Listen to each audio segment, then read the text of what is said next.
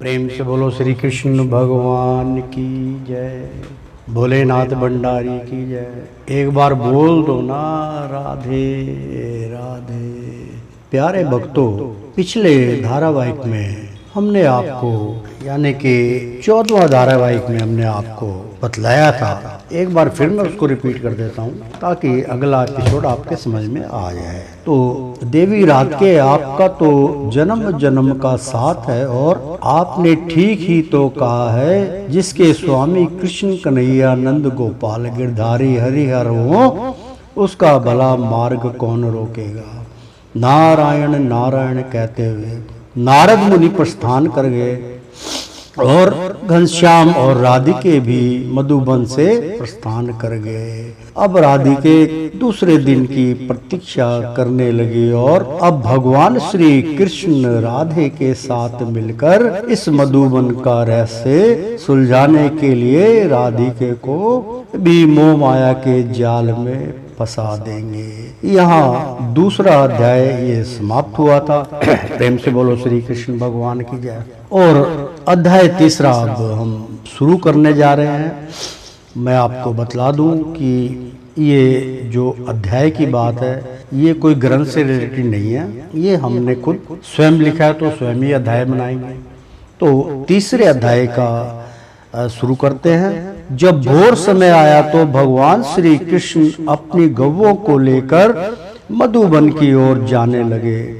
ये तो उनका भोलापन था कि वह अपने बाल गोपालों का बड़ा ख्याल रखते थे और स्वयं को एक साधारण मानव समझकर सारे कार्य करते थे। उनकी एक बांसुरी की धुन सुनने के लिए रात्रि से ही सारी गौएं इंतजार में सोती भी ना थी और बांसुरी सुनते ही सारे गांव की गौएं मधुबन की ओर चली जाती थी। भगवान ने यहाँ पर स्पष्ट किया है, क्या कहते हैं भगवान ने यहाँ स्पष्ट किया, मुझे भी इस संसार से मोह माया का त्याग करना होगा, और उन्होंने यही किया। मधुबन का तो एक बहाना था, सत्य तो यह है कि भगवान श्री कृष्ण स्वयं को इस मोह माया के जाल से मुक्त होना चाहते थे। ये स्थिति मित्रों प्रत्येक प्राणी पे आती है। एक समय ऐसा उलझ जाता है इंसान, वो अपने आप को एकांत मांगता है। जब चारों तरफ से उसको रोड़े पड़ते हैं ना, तो वो कहता है कि इस संसार में कुछ नहीं है, और फिर वो एकांत मांगता है। चाहे वो प्रभु से जुड़े, चाहे आध्यात्मिक ज्ञान से जुड़े या परे का ज्ञान प्राप्त हो, तो उसको एकांत चाहिए होता है। लेकिन प्रभु हमारे ये कहते हैं कि अगर आपको ये सब कुछ प्राप्त करना है तो गृहस्थ में रह के जो आपका कार्य सौंपा गया है, जो आपका प्राप्त है, जो आपके भाग्य में है, उसको मध्य नजर रखते हुए आप अपनी सफलता की कुंजी थाम लीजिए। तो तभी उन्होंने एकमात्र मधुबन और अपनी सखी राधिका का सहारा लिया। जब हरिहर गोकुल को छोड़कर मधुबन की ओर जाते थे तो ब्रजवासी इस ग्वाले की माया को नहीं जानते थे कि भगवान स्वयं सभी के स्वामी हमसे मोह तोड़ रहे हैं, क्योंकि वो कभी भी एहसास नहीं होने देते थे कि वो उनसे मोह माया छुड़ाने के लिए ये सारे यत्न कर रहे हैं। और कन्हैया ने आस्ते आस्ते मोह का त्याग करवा दिया। कन्हैया के पिता नंद और माता यशोदा का मोह छुड़वाने के लिए मधुबन का चुनाव किया। जब भोर समय हुआ और वादे के अनुसार बांसुरी की तान छेड़ी प्रभु ने, जब राधे अपने कन्हैया से मिलने मधुबन पहुंची। जब कन्हैया बांसुरी बजाते तो राधिके के पांव जमीन पर नहीं टिकते थे। उनके स्वर में इतना मीठापन और सादगी थी, सुरीलापन था कि राधे अपने समय को भूल जाती थी। इतना मधुर संगीत तो मन और आत्मा को मोह लेता है, और ऐसा संगीत जो भगवान हरि के मुख द्वारा निकले तो वो तो मोह लेना ही होता है, वो तो मोह लेता था। और राधे नृत्य करती हुई कन्हैया के पास जा पहुंची। जब भगवान के मुख से बांसुरी छीन ली राधा ने, जब थम गई राधा की थरकती पायल और दोनों में प्रेम कीड़ा जागृत हुई। और कन्हैया कहने लगे, राधे तुमने मेरी बांसुरी क्यों छीनी? लाओ मेरी बांसुरी मुझे दो। राधे ने भगवान की रास लीला को समझाते हुए कहा कि कन्हैया लो अपनी बांसुरी। जब कन्हैया बांसुरी लेने के लिए दोनों हाथ बढ़ाए तो राधा ने अपने बांसुरी वाला हाथ पीछे कर लिया और भगवान राधा के पीछे पीछे भागे। इसी प्रकार कन्हैया और राधा खेलते रहते थे। जब राधिका थक जाती थी तो हार मानकर कदम्बरी के विष के तले बैठ जाती थी। कैसा भव्य दृश्य सामने आ रहा है कि भगवान जब मस्त थे, मतलब अपनी धुन बजाने में, बांसुरी में, तो बांसुरी के नाद में वो पूरे जगत को देखते थे और ध्यान में खो जाते थे। इस तरफ से मोह उनका हट जाता था और परे का ज्ञान भी प्राप्त करते थे। संसार में क्या हो रहा है वो भी जानने के लिए वो बांसुरी वादन बजाते थे और उसमें बजाते बजाते वो खो जाते थे। तो अचानक राधा जब वहां पहुंची तो उसने देखा कि आंखें बंद है प्रभु की और वासुदेव जो है वो अपना बांसुरी बजाने में मगन है। तो राधा थोड़ी चिढ़ जाती थी कि लो इनको तो मेरा ध्यान ही नहीं है, ये अपना बांसुरी बजाने में मस्त है।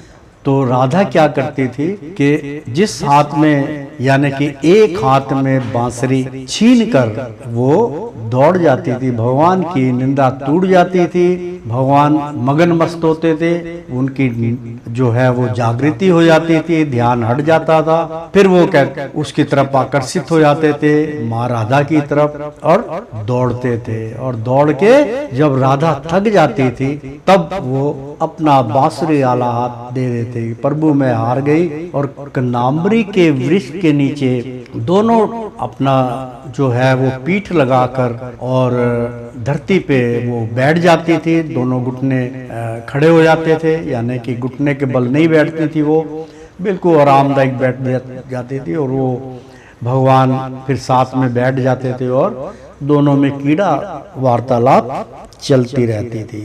और तभी उन्होंने एकमात्र मधुबन और अपनी सखी राधिका का सहारा लिया। जब हरिहर गोकुल को छोड़कर, क्षमा चाहता हूँ थोड़ा सा ब्रेक ले लिया कि मैं एक बार फिर आपका ध्यान आकर्षित कराना चाहता हूँ कि भगवान कहने लगे मुझे भी इस संसार से मोह माया का त्याग करना होगा। और उन्होंने यही किया। मधुबन का तो एक बहाना था, सत्य तो यह है कि भगवान श्री कृष्ण स्वयं को इस मोह माया के जाल से मुक्त होना चाहते थे। तभी उन्होंने एकमात्र मधुबन और अपनी सखी राधिका का सहारा लिया। जब हरिहर गोकुल को छोड़कर मधुबन की ओर जाते थे तो ब्रजवासी इस ग्वाले की माया को नहीं जानते थे कि भगवान स्वयं सभी के स्वामी हमसे मोह तोड़ रहे हैं। और कन्हैया ने आस्ते आस्ते मोह का त्याग करवा दिया। कन्हैया के पिता नंद और माता यशोदा का मोह छुड़वाने के लिए मधुबन का चुनाव किया। क्षमा चाहता हूँ, यहाँ तक आके कथा जो है मैं थोड़ी चुप्पी साध गया था। वो चुप्पी का भी एक छोटा सा रहस्य मैं आपको बतलाना चाहता हूँ। जब मेरा ध्यान इस कथा में था तो आपको मैंने बतलाया कि मेरा ध्यान जो है मैं वहीं मधुबन में बैठा होता हूँ या फिर मैं हिमालय पे बैठा होता हूँ। तो जब मेरा ध्यान हो रहा था तो मेरे ध्यान योग में माता राधिका और भगवान श्री कृष्ण का वो दृश्य मैं देख रहा था। तो देखते देखते मैं इस सत्संग को भूल के उनकी तरफ आकर्षित हो गया, इसलिए मुझे चुप्पी साधनी पड़ी और दोबारा इस वार्तालाप को करना पड़ा। तो बहुत महत्वपूर्ण वार्ता थी, मेरा ध्यान वहाँ चला गया, इसलिए मैंने थोड़ा सा ब्रेक लिया क्योंकि जब इंसान आनंदमय हो जाता है तो ये प्रक्रियाएं थम जाती हैं। तो जब भोर समय हुआ और वादे के अनुसार बांसुरी की तान छेड़ी प्रभु ने, जब राधे अपने कन्हैया से मिलने मधुबन पहुंची। जब कन्हैया बांसुरी बजाते तो राधिके के पांव जमीन पर नहीं टिकते थे। उनके स्वर में इतना मीठापन और सुरीला था कि राधे अपने समय को भूल जाती थी। इतना मधुर संगीत तो मन और आत्मा को मोह लेता था। और राधे नृत्य करती हुई कन्हैया के पास जा पहुंची। जब भगवान के मुख से बांसुरी छीन लई राधा ने, जब थम गई राधा की थरकती पायल और दोनों में प्रेम कीड़ा जागृत हुई। और कन्हैया कहने लगे, राधे तुमने मेरी बांसुरी क्यों छीनी? लाओ मेरी बांसुरी मुझे दो। राधे ने भगवान की रासलीला को समझाते हुए कहा कि कन्हैया लो अपनी बांसुरी। जब कन्हैया बांसुरी लेने के लिए दोनों हाथ बढ़ाए तो राधा ने अपने बांसुरी वाला हाथ पीछे कर लिया और भगवान राधा के पीछे भागे। इसी प्रकार कन्हैया और राधा रानी खेलते रहते थे। जब राधिका थक जाती थी तो हार मानकर कनाम्बरी के वृक्ष के तले बैठ जाती थी। यहाँ तक का मैंने वर्णन दोबारा किया है क्योंकि ये आनंदमय कथा है। आप भी इस कथा का आनंद लीजिए। आगे अब सुनिए। और कन्हैया अपनी बांसुरी छीन लेते थे और राधा को सहलाते हुए कहते थे कि राधे मैं तो जानता था कि तुम थक जाओगी। जब राधे बोली, नहीं स्वामी, जब आपकी बांसुरी बजती है तो मेरे तन मन में एक अद्भुत सी लहर आ जाती है और मैं सब कुछ भूल जाती हूँ। इसलिए कन्हैया मैं आते साथ ही आपकी बांसुरी छीन लेती हूँ और मुझे बड़ा आनंद आता है। कन्हैया आपने समय तो बतलाया नहीं कि भोर समय में क्या वक्त क्या समय में मुझे आपके चरणों की धूल छूने का अवसर प्रदान होगा। सुनिए, ध्यान से सुनिएगा। कन्हैया मुस्कुराए और बोले कि राधे तुम ठीक समय में आ सकती हो, ऐसा मैं समझूं तो सुनो। आप प्रातः काल ठीक 4 बजे मधुबन में तुम्हें आना पड़ेगा। राधिका बोली, जैसी आपकी इच्छा, आपकी इच्छा के विरुद्ध पत्ता भी नहीं हिल सकता तो भला मैं क्या हूँ। आपकी कृपा हो जाएगी इस राधा पर तो मैं जरूर पहुंच जाऊंगी। भगवान श्री कृष्ण कहने लगे कि राधे तुम थक गई हो, मैं बांसुरी में खो जाऊं और तुम्हें मैं अपने मन की आंखों से निहारूं, बस मेरी तो यही इच्छा है। राधा रानी ने धीमे स्वर में कहा कि प्रभु बांसुरी बजाओगे और मैं नृत्य करूंगी। मेरे सपने यही है प्रभु की मैं कठपुतली की भांति नाचती रहूं और तुम नचाते रहो। प्रभु बांसुरी बजाइए। जब जब प्रभु बांसुरी की धुन बजाते थे तब तब आकाश में बादल मंडराने लगते थे और कोयल की कूक और मयूरी का नाच और सभी प्राणियों के तन मन में एक तरंग सी लहर जाती थी। आज तो कृष्ण अपनी राधा के साथ इतने व्यस्त हो गए हैं कि समय का आभास ही नहीं रहा और समय कैसे व्यतीत हो गया मालूम नहीं पड़ा कि संध्या हो गई और राधे कृष्ण वहां से प्रस्थान कर गए। जय श्री कृष्ण। इसी प्रकार समय बीतता गया और राधी के उचित समय पर ना पहुंच पाई और राधे के मन में विचार उत्पन्न होने लगे कि प्रभु कृष्ण कन्हैया की बांसुरी ही मेरी ना पहुंचने की जड़ है। जब भी कृष्ण कन्हैया बांसुरी बजाते हैं तो मैं डगर ही भूल जाती हूँ, तो समय पर कैसे पहुंच पाऊंगी। आज प्रातः काल मैं भगवान से इस प्रश्न का हल समझाने का आग्रह करूंगी। और फिर प्रतिदिन की तरह भोर समय आया और कृष्ण जी ने वादे के अनुसार बांसुरी की धुन बजाई और राधे के कानों में बनक पड़ी और राधे खुशी से झूमते झूमते नृत्य करती हुई अपने कन्हैया से मिलने मधुबन पहुंची और देखा तो भगवान कदम्बरी वृक्ष के तले बैठकर बांसुरी बजाने में व्यस्त है। राधे ने सोचा कि आज फिर राधे वही कल वाला कार्य करते हैं और बांसुरी छीन कर भागूंगी तो कन्हैया फिर मेरे पीछे दौड़ेंगे और बड़ा आनंद आएगा।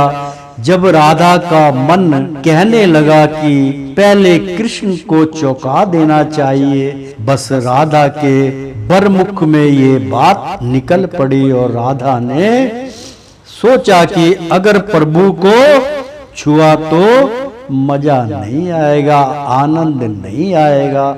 राधा रानी ने अपनी पाजेब उतार कर हाथ में पकड़कर खन खन की आहट करने लगी, लेकिन भगवान के कानों में जरा सा भी बनक ना पड़ी और प्रभु टस से मस्तक ना हुए। तब राधे जोर जोर से हाथ के कंगन और पैर की पायल बजाने लगी, लेकिन भगवान श्री कृष्ण तो अपनी राधा से आनंद ले रहे थे। कन्हैया को तो सताने में ही आनंद आ रहा था। जब राधे के लाख कोशिश करने पर भी भगवान के कानों में बनक ना पड़ी तो राधा रानी ने भगवान श्री कृष्ण के मुख से बांसुरी छीन ली। हरिओम। श्री कृष्ण जी खुद भी यह चाहते थे कि राधे कल की भांति आज भी बांसुरी छीन कर भागे और मैं राधा के पाछे पाछे दौड़ूंगा, इसमें आनंद आएगा। और राधा ने वही किया। भगवान श्री कृष्ण जागृत हुए और राधा को कहने लगे कि राधा, तुम्हें बांसुरी छीनने की क्या आवश्यकता है। राधा कहने लगी, प्रभु हे कृष्ण, आप इस एक कदम्बरी के वृक्ष के नीचे ही सारी लीला करते हैं, इसका क्या रहस्य है। बाकी जो जंगल है, बाकी जो वन है, उनके रंग किसी के काले हैं, किसी के पीले हैं, रंग बिरंगे हैं, लेकिन जिस कादम्बरी के वृक्ष के तले आप बैठते हैं, उसकी टहनी पे बैठते हैं, लीला करते हैं, और जहां पर आपने कितनी लीलाएं करी हैं, इसका क्या रहस्य है प्रभु, ये तो बतलाइए। भगवान श्री कृष्ण मुस्कुराए और कहने लगे, राधे, मैंने तुम्हें अंतःकरण से वंचित किया हुआ है, जानती हो क्यों? क्योंकि कुछ रहस्य ऐसे हैं जो समय आने पर आपको बतला देंगे। इसका भी रहस्य आपके सामने खुल जाएगा। और राधा ने पहले तो, यानी कि भगवान श्री कृष्ण जी ने बांसुरी छीनने के लिए हाथ बढ़ाए और राधा ने पहले तो बांसुरी कन्हैया के आगे करी और झट से पीछे कर ली। जब कन्हैया कदम्बरी के वृक्ष से कूदे और राधा रानी के पीछे दौड़े, राधे आगे आगे इधर उधर दौड़ रही थी और हरि अपनी राधा के पीछे पीछे भाग रहे थे।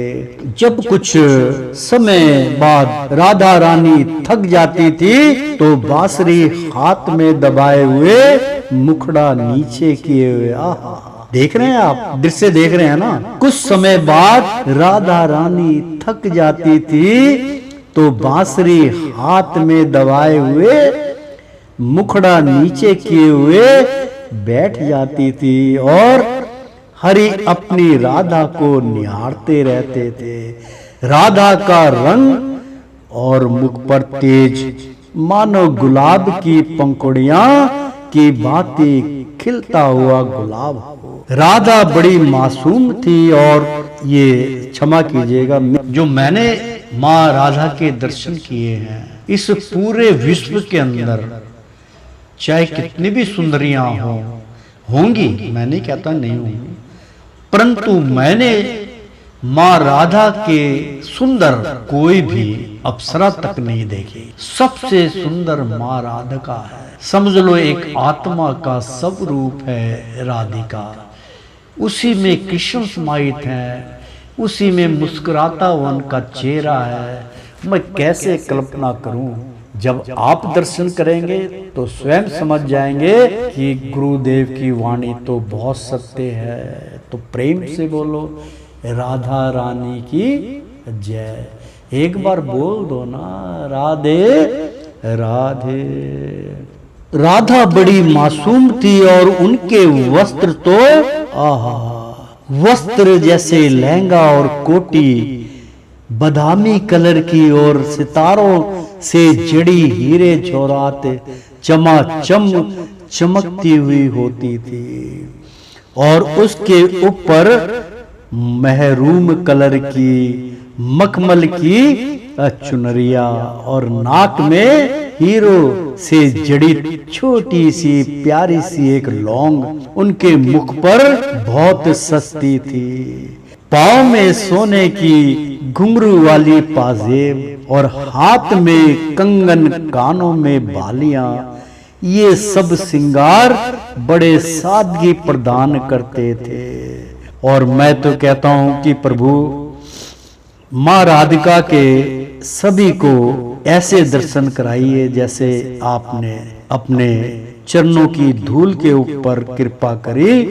इसी प्रकार से इन भक्तों पे भी कृपा करके एक बार माँ राधा के दर्शन करा दीजिए ना, करा दीजिए ना प्रभु। इतना आनंद आ रहा है कि मैं व्याख्या कर रहा हूँ और सारा दृश्य मेरे सामने नाच रहा है और सादगी प्रदान करते थे।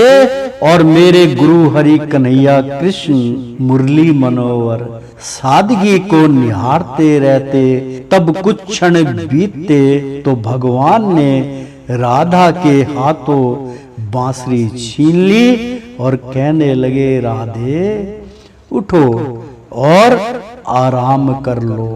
मैं तो तुम्हें पहले कह रहा था कि राधे ये बांसुरी तो तुम्हारी सौतन है, ये रास लीला करते करते तुम्हें थका देती है। राधा रानी मुस्कुरा कर भगवान से कहती हैं, क्या कहती हैं?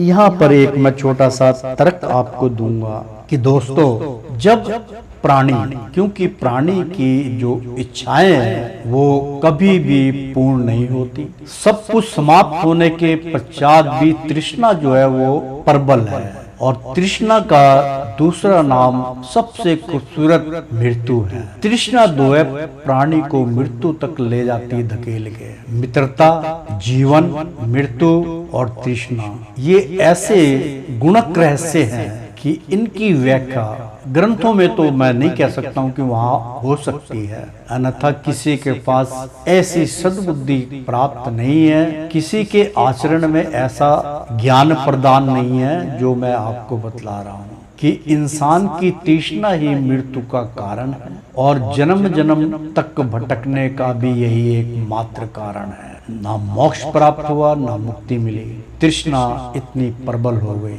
तो मित्रों कोशिश करो कि तृष्णा का, क्योंकि भगवान स्वयं कहते हैं कि तृष्णा का त्याग भी जो है बहुत महत्वपूर्ण है। जानना चाहते हो क्यों? क्योंकि जिस चीज को आप छूना चाहते हो तो उसको छुइए मत, उससे प्रेम कीजिए और उस प्रेम का आनंद लीजिए। वो जो तड़प है, और तड़पाना और तड़प दोनों बड़े आकर्षित के केंद्र हैं। जब इंसान भक्ति में इतना विलीन हो जाता है कि अपना चित्त, अपना मन, अपनी आत्मा सब कुछ प्रभु में अर्पण कर देता है कि हे नाथ आप दर्शनाथ होइए, आप दर्शन दीजिए।